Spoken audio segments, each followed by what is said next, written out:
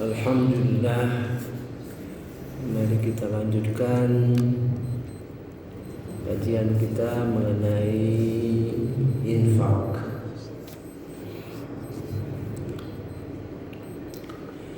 Banyak sekali pesan-pesan berkenaan dengan infak. Karena infak ini tujuannya memberikan kekuatan pada umat Islam. Inilah senjata perjuangan kita dalam menegakkan kalimat-kalimat Allah, dalam menegakkan agama Islam. Justru itu panjang, dari yang sederhana terus meningkat sampai dengan akhir perjuangan kita. Di dalam surah Al-Baqarah ini ada ayat yang merupakan titik pangkal, yaitu ayat 195. A'udzubillahi minasyaitonirrajim. Bismillahirrahmanirrahim. Wa anfiqu, berinfaklah. Kita kalau ada kata-kata itu selalu ingin tahu sesudah kata-kata itu ada, berinfaklah. Tidak ada yang diceritakan berinfak apa, harta, ya kan? Nanti konsep itu akan dijelaskan dengan ayat-ayat selanjutnya, gitu ya. Wa anfiqu fi sabilillah, langsung dengan di jalan Allah Subhanahu wa taala. Wala tulqu biaidikum, dan jangan kalian lemparkan tangan-tangan kalian ila tahluka, kepada kebinasaan. Ini tegas sekali, ya. Dan infakkanlah, tidak ada objek, ya. Fi sabilillah, di jalan Allah. Dan jangan kamu jatuhkan diri sendiri ke dalam kebinasaan dengan tangan sendiri. Ini sesuatu yang kita kuasai dalam penguasaan kita, sehingga kita bisa lakukan apa saja apabila sesuatu di dalam wewenang kita, di dalam kekuasaan kita, dalam jangkauan kekuasaan kita, maka apa saja bisa kita lakukan. Dan jangan kamu jatuhkan dirimu dalam kebinasaan karena itu, gitu. Jadi ya, semua yang ada pada kita, ya. Wa ahsinu, dekat sekali dengan berbuat yang baik, ya. Ahsan, berbuatlah yang baik, ya. Innallaha yuhibbul muhsinin, sesungguhnya Allah menyukai, mencintai orang yang muhsin. Jadi untuk berjuang dan infak itu kita harus berubah, ya, harus berubah menjadi orang muhsin, nah, gitu ya. Gitu. Jadi orang muhsin inilah yang bergerak untuk melakukan pekerjaan yang baik, gitu, ya. Tanpa itu tidak bergerak kita, nah, itu, ya. Maka di dalam surah Luqman ini, dari Al-Baqarah 1 sampai 5 menuju surah Luqman, satu surah lah katakanlah, ya, atau yang mungkin lebih awal kita melihatnya dalam surah Luqman ayat 1 sampai 5. Gitu ya. Ini perubahan status yang diminta oleh Allah Subhanahu wa taala. Statusnya harus berubah, gitu ya. Innallaha yuhibbul muhsinin. Nah, di dalam status berubah menjadi muhsinin, maka kita lihat ayat-ayatnya, ya. Surah Luqman ayat 31. Surah 31 ayat 1 sampai 5. Sebenarnya satu surah, ya, satu surah. Tapi kita ambil yang penting saja dulu sehingga tahu perubahan-perubahan yang diharapkan. A'udzubillahi minasyaitonirrajim. Bismillahirrahmanirrahim. Saya pasangkan membacanya. Alif Lam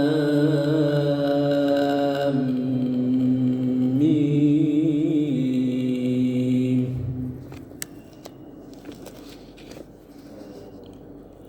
Tilka ayatul kitabil hakim.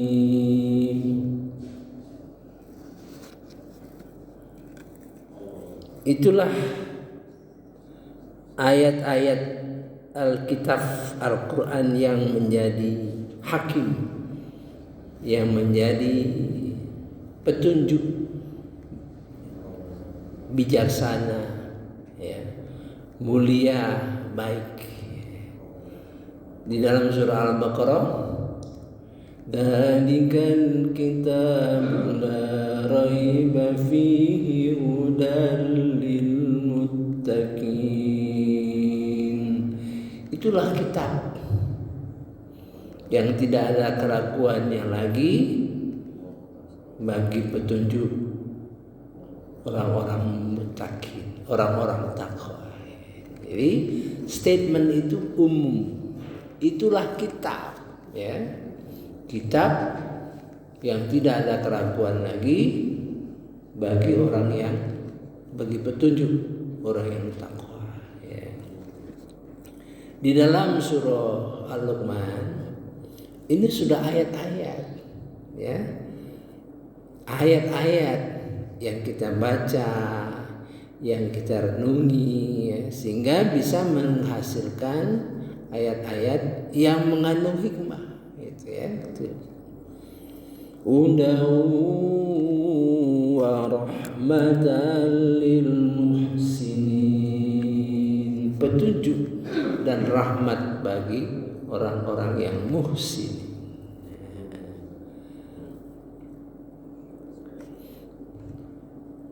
Alladzina yuqimunas shalah.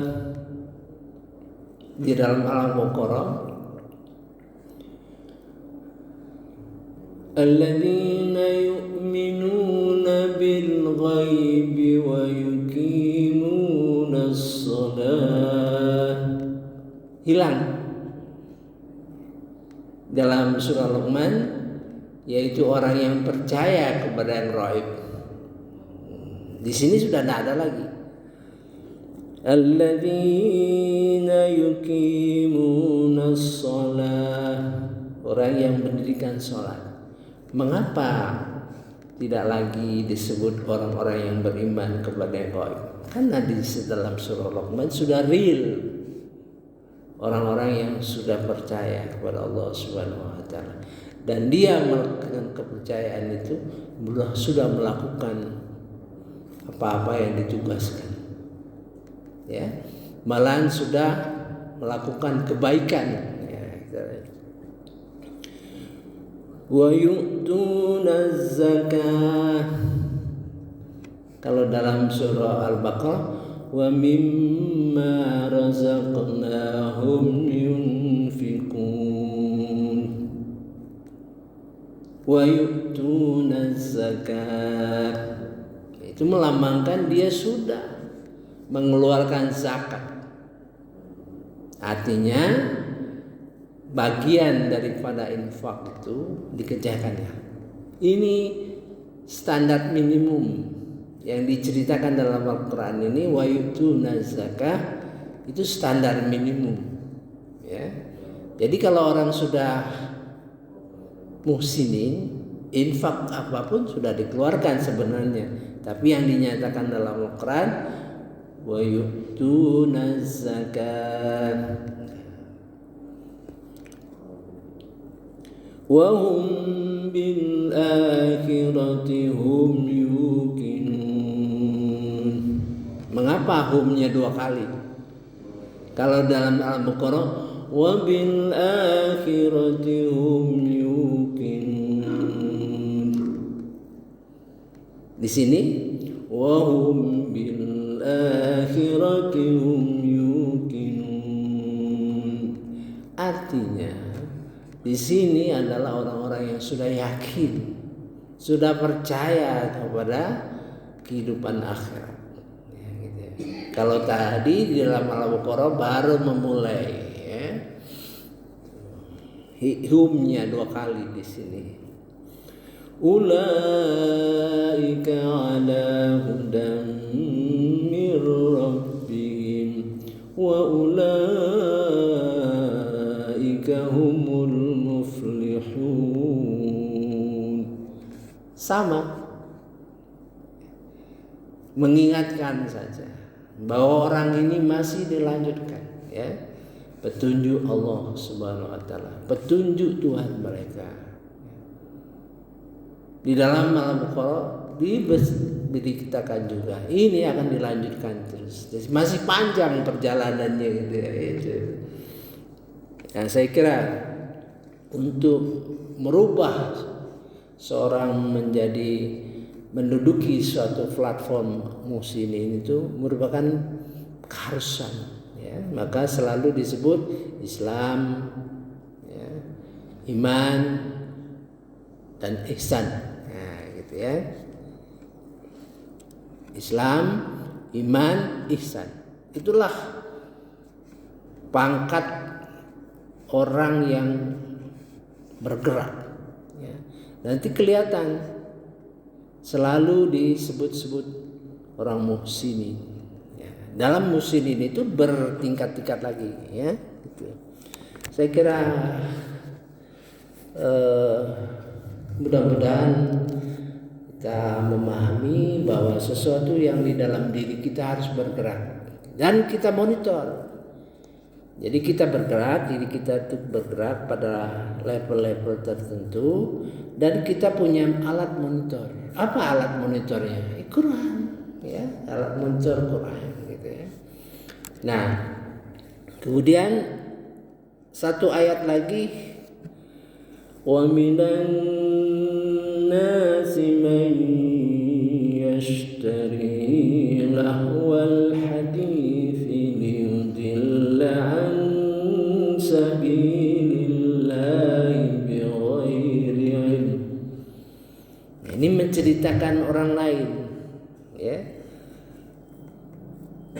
Dan di antara manusia ada orang yang membeli, ya, lahwal hadis, omong-omong kosong, omong-omong kosong, liyudilla an sabilillahi bighairi ilm, untuk menyesatkan orang-orang dari jalan Allah padahal dia tidak punya ilmu. Nah, itu di zaman Rasulullah dulu. Kalau Rasulullah berdakwah, ada orang yang mengadakan suatu kegiatan lain, kegiatan nyanyi-nyanyian, tari-tarian, supaya perhatian orang tidak tertuju kepada Nabi Muhammad SAW. Dan itu sekarang masih berjalan terus. Dan ini orang muhsin itu sensitif, mengerti dia, ya, terhadap apa-apa yang dilakukan oleh kelompok-kelompok yang ingin membelokkan umat dari jalan Allah Subhanahu wa taala. Orang muhsin ini ngerti, dia paham. Dia sudah sensitif terhadap ancaman, terhadap segala hal-hal yang merusak umat Islam. Dia akan lakukan apapun dia lakukan sesuai dengan kemampuan yang ada pada dirinya. Ya. Ini awal dari pekerjaan amar ma'ruf nahi munkar. Amar ma'ruf nahi munkar itu bisa bergerak kalau menjadi orang muslimin. Amar ma'ruf nahi munkar itu ada 4 tingkat. Ya. Pribadi, perorangan, kelompok, kemudian masyarakat yang terorganisir, dan penguasa. Kita nanti bahas. Sudah saya bahas itu, sudah saya masukkan dalam judul. Saya kira cukup ya. Mudah-mudahan titik tolak menjadi al-muslimin ini, orang muslim gitu, menjadi dasar untuk bergerak terus bergerak terus sampai pada tingkatan orang-orang yang berjuang di jalan Allah.